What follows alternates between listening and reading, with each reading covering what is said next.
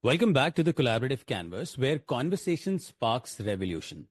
Today, we are diving deep into the evolving frontier of AI, not just generating insights, but transforming and translating them into the real world action. Joining me is Frank Pica, the visionary CEO and the co-founder of NativeAI, a man who's been whispering sweet nothings to AI long before it became mainstream. From scaling machine learning companies to a nine-figure exit, to working on an emotional intelligence for humanoid, Frank has been at the epicenter where AI meets human potential. Together, we will explore how AI is choosing loops between insights and action, how it shapes the future of humanoids, and even how it might build the next generation of the physical products. So buckle up, and before we start, just ensure that you have subscribed to the button by pressing that subscribe button to the Collaborative Canvas podcast, and you're not missing any of those forthcoming episodes around AI market research, consumer insights, personal branding, and sales management. Because this one is not just about the future, we are just starting it up, so it's about how the future is happening now. So let's dive in. Welcome, Frank. Thank you. And Cash, pleasure to be here. Very excited with the topic, and heck, what an exciting time for everyone in this area. So Frank, let's start by saying, you've been into the AI space for quite a while now. How about you just, delve with the things that you have actually experienced over a period of time? And, let's talk about, how you've seen the changes so far and how this is actually bridging the entire gap. What has actually changed? So a bit of background about, who you are, how you evolved, and what is native AI. And then we talk about how AI is actually bridging the gap at this point of time. Right. Yeah. So really, the story kind of began for me back in 2011, 2012. I was part of a founding team working on a machine learning startup and almost purely focused on advertising. The technology itself was fantastic, right? It was light years better in terms of ROI for those in the market that wanted to reach people with great products that they were selling. But it had its limitations, and certainly from a flexibility perspective, it was not quite there as a technology, right? Machine learning is pretty rigid, typically built more like a vertical fashion or towards a use case. And I would say the other big piece was that natural language couldn't properly be interpreted, scaled, or understood.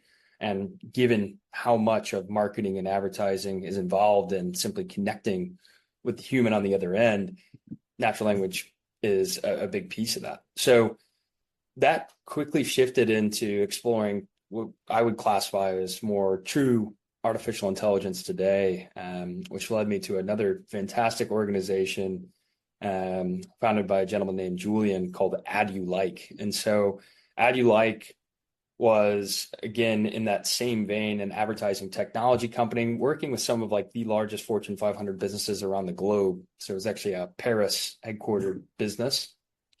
But one of the most brilliant things that honestly came out of that experience, and had the luxury of leading their entire North America expansion and US business, was we partnered with IBM Watson. And I know people hear IBM Watson today and almost they're not even in the conversation half the time, right? With Gen AI.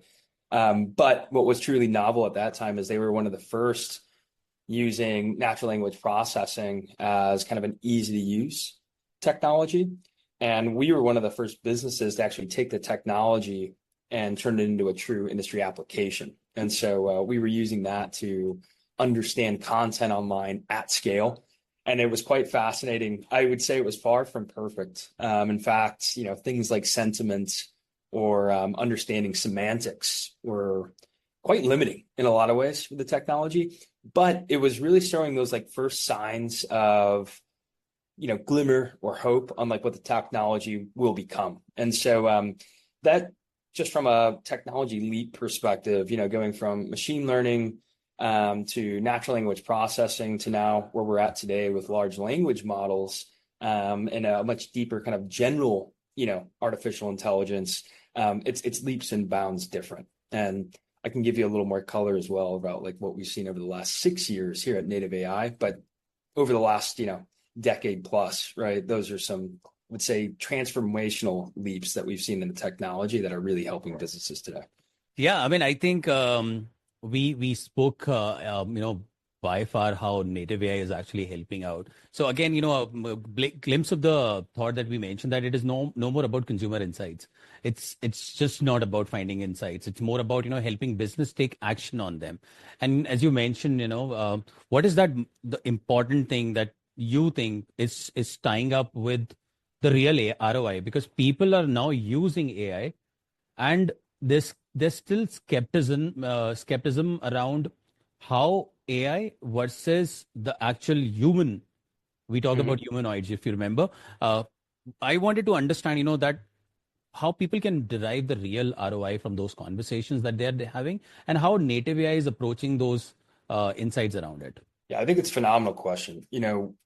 Taking a step back and looking at use case and ROI, to your point, the goalpost has just moved dramatically forward, right? And I think most of this actually centers around one general theme, and that's hyper personalization. Our expectations around personalization 10 years ago when we would get, a hat or a shirt with our name stitched on it, right? Like that was kind of magical, and right, that was a premium product. Now personalization for businesses means like something dramatically different. And the layers, right? If we look at humans as an onion, we have infinite amount of layers. And really what the technology's allowed us to do and allowed business to do is understand some of those like deeper emotional convictions and triggers that drive true personalization. And I'll give you a parallel. I was just in Los Angeles and Hollywood, meeting with some of like the largest, media companies in the world. And they used movies and film, right, as like one of the most like nuanced forms of personalization. And at first I didn't quite get it. But then I thought about myself during a movie, right? Whether it makes you laugh or if you're a crier, right? You're watching a movie and it makes you cry. It's not necessarily that they had an insight on, Ankesh or Frank, right? On like what exactly to make you cry. It's something like deeper down in, our soul or our mind. And Emotions. emotions, right? And for the first time in quite some time, I think we're really starting to understand that at scale. And that's one of the most like beautiful pieces of this technology is it goes several layers deeper to a form of personalization that's really never been seen before. Yeah, I mean, I think that's why synthetic data has been roaring recently, because people are talking about digital twins, using of the, different models, using of the GANs, and still trying to understand it, human intelligence. But at some point of time, when I hear people talking about human intelligence, they still see, not everything can be trained, can be modeled, and hence it is still, say, 70% accuracy is considered as 100% accuracy. Yeah, I talk with companies all the time about how do we measure something like accuracy or start to judge like the validity of, AI. And it's probably one of the toughest questions to really answer, right? Like, what's the proper way to do it? And so I think it also should be looked at from a lens of, perspective from a business or perspective for consumer use. Like, what is the actual objective? And so I'll give you an example that we used last week. Um, I could show you today, right, whether a digital twin or a humanoid has parity with humans. And if I showed you that that parity was very closely aligned, my digital twins said A, and then I ran that same question past humans and they also said A, you would start to trust the technology a little bit, right? There would be some alignment between the artificial intelligence response and the actual human's response to that question. But my next question to you would be as a business owner, right? Or as an executive, what outcome are you seeking? Because companies have for years been doing market research and using human responses to drive products. And it does show some dividends and it does show ROI. But then there's also that very glaring stat of 95% of new products fail in market. And so do I think it's the most critical thing that something like digital twin technology or artificial intelligence has exact parity for a business? The answer is actually no. I don't think that is the leading indicator of success. It very well could be that the artificial intelligence response actually provokes a greater business outcome than what a human response would have. So I'm leaving some room for the unknown, right, of what may happen. But I do think things like alignment with humans is a great ambition. And I think it's a good starting point for measurement or validity, but I'm not sure it's the end goal, depending on the objective for the user. Makes sense. And you spoke about humanoids. I mean, couple of conversation even we had before this, you talked about, the role of AI in enabling humanoids. So, from your work with, digital twins and those critical emotional intelligence that we've been talking about, what is and how this is actually critical to a certain extent in closing that gap between humans and machines? Yes, I think the greatest example, a heck of a founder and already shaping up to be like an incredible business is Figure. They're one of the hottest robotics companies out there. They've raised, hundreds of millions of dollars. They're making very impressive leaps in terms of not only technology, but capability. But in a recent interview, he mentioned this as well around humanoids. And so they already have contracts with BMW, large enterprises where robotics and humanoids will be used to essentially do a lot of the work that humans either find dangerous in a factory or mundane, perhaps, but still nuanced and requires some type of human-like, what would you call it? Feeling, looking, touching. And so his next point was simply, if we ever wanted to put a robot in someone's house without it being scary, right, or provoking fear, we have to nail down the actual emotional piece of that. And I think we could look at robotics and a very similar lens that we look at film. If a robot cannot connect with us on an emotional level, or perhaps it provokes the wrong type of emotion, such as fear, what would be the likely adoption of the technology in a household, right? To help you do chores or help watch your kids, God forbid. And so humanoids being acceptable, right, at scale and to the general masses, it was pretty much made clear that in order for that to happen, you first have to nail down, do they have proper emotional intelligence, right? And could they connect with us on a level that would be deep enough or deemed appropriate to actually keep them in the house? And so it's almost like having a pet, right? And if your dog bites everyone, you're likely to probably get rid of that pet because it would be unacceptable. But if it comes up and it gives you a kiss or a lick, right, much more acceptable pet. Similar thing happening with humanoids and robotics. So I don't know. I think it's a fascinating challenge, but one, again, for that to scale to the masses, one that needs to be addressed. Yeah, I mean, I think I was just thinking about the recent experience I had with the robots, as I was at a Singapore Changi airport, and the restaurant servings were happening through the robots. So, not talking about the emotional intelligence that probably would have not fed into those robots' processor or the memory units, but at least they know exactly where to deliver what. And I was like, I think technology is taking its own shape in its own way. Things would happen over a period of time, but not today, I guess. I mean, I think emotional intelligence is something, as you mentioned, I mean, with a pet, if they're biting, then of course, we get rid of them. But considering, you mentioned a couple of examples here, talking about that, episode that you've heard, talking about those other examples you mentioned. There have been multiple lessons that you probably would have learned over a period of time, working. And something that I personally feel when I'm actually, creating my own company, there is a lot of experience that I've been actually getting, and they are becoming my lessons as well. So, what lessons have you learned from working with humanoids companies that apply broadly to AI development today, and especially how these AI can become more human in understanding um, or the interactions, or probably, the way we see the example that you just cited. Let's have a little bit of, your lessons being applied to that. Sure.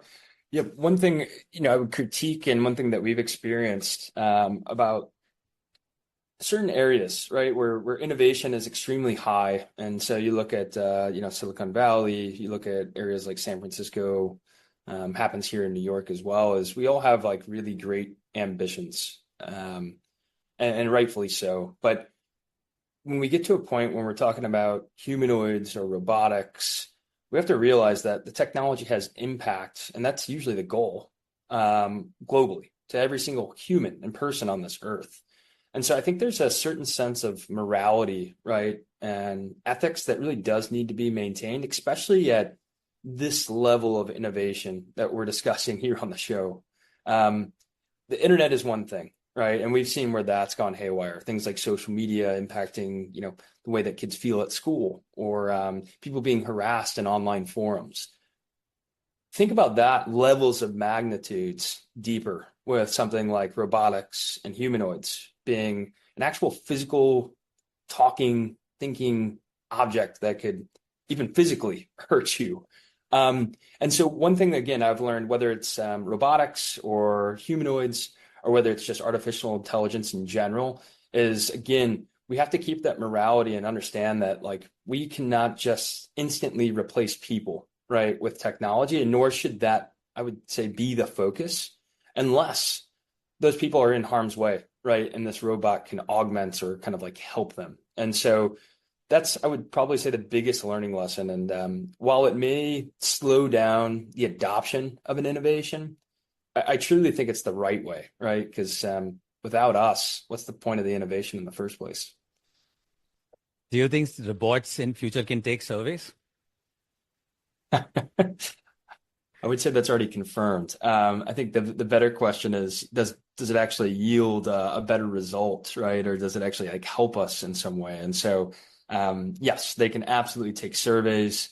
I think it should be transparent when that happens. Shouldn't hide it. But more ideally is that for some reason better than humans taking surveys? And if the answer is yes, then I think it's a fantastic thing. It gives us more data to work with and create better products, services for each other. And Frank, I remember one of the conversations we had previously. You mentioned that AI has been moving from insight generation to product building. A lot of conversations that we are recently having about product concept testing around synthetic data as well. Of course, that's our core offerings. But product testing is not limited to just few insights. It's a deeper insight. So, what are those early examples that you are seeing when AI is not just ideating, but actually constructing the physical product? So another fun thing from this week out in Hollywood, I can't say the companies, but I'll use a metaphor here. Have you ever seen the film Jurassic Park? Yeah. Okay. Do you remember the scene when John Hammond, right? He's the owner of Jurassic Park, takes everyone into the lab, and there's the little DNA strand that pops up on the video. You can think of synthetic data being a lot like the DNA strand. So in other words, they had an incomplete strand of DNA, right, that they were trying to reconstruct to then create a dinosaur. Yeah. They had to fill the gaps in that DNA strand with frog DNA, for those who may not remember the premise of the film. But with that insert of the frog DNA to complete the DNA strand, they were then able to build essentially a product, and that product was dinosaur. That's actually kind of like what's going on in a lot of ways with AI, and like kind of the difference between something like synthetic data, which is almost a raw material. It's a fuel. It's a piece of lumber, right? It never builds the house by itself, to actually completing like a whole system or an actual utility and platform, which would be something more like a digital twin, right? Or again, a synthetic respondent. And so I always want to make that clear. I think that's probably one of the most fascinating things, is like, what is the role right now, right? And like, how does it work? Well, synthetic data alone is simply a commodity. And in order to make it useful for enterprise technologists like yourself, right, and many that you interview, we have to like actually turn it into something. And that something for many people could be a digital twin that has enormous impact to the way that they do business and transform industry. So I think that's actually one of the biggest ways that something like synthetic data and AI are kind of like working in tandem to fill in knowledge gaps.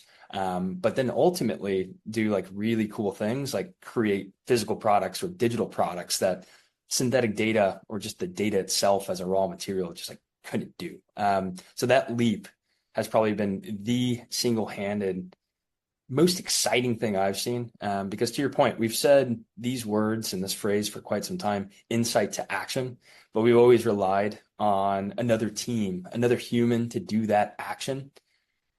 That luckily, I think is going away, right? Where we're truly bridging that gap between now the insight that we've just produced can create me that new CPG product. It can create me that new ad.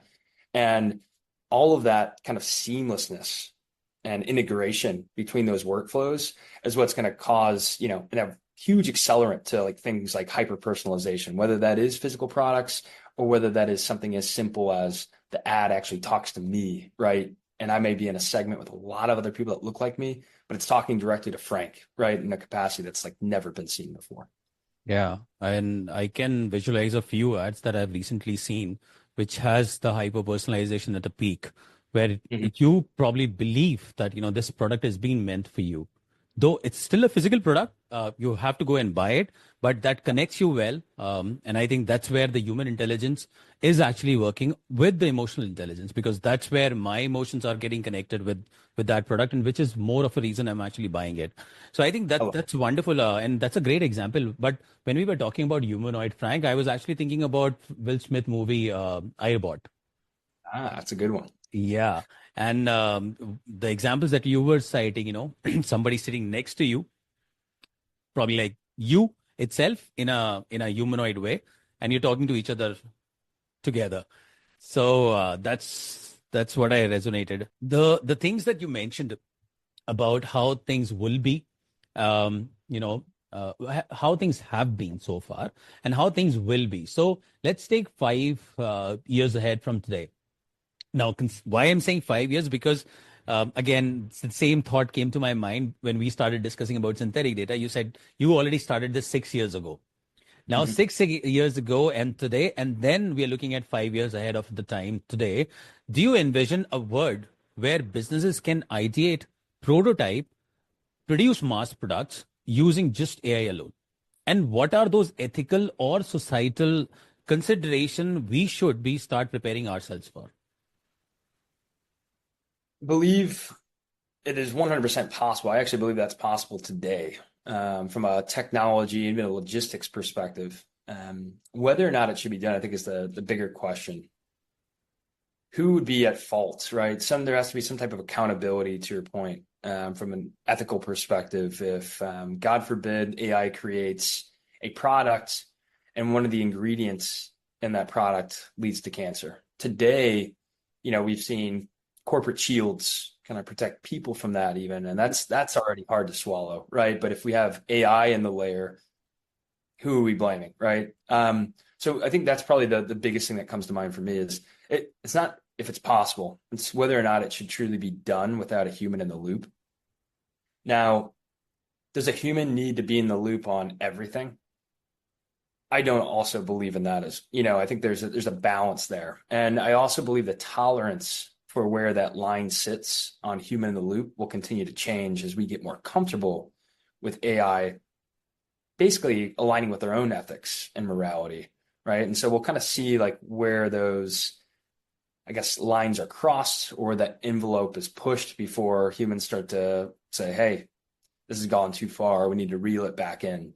So just like any other technology or innovation that's presented itself through our lifetimes, right?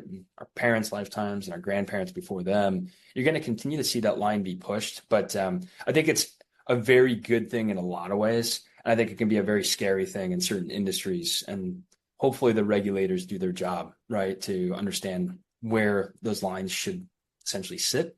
And then also like what types of industries really should require human in the loop, whereas industries that maybe aren't dangerous or potentially harmful for us, right, can be much more efficient just through AI automation.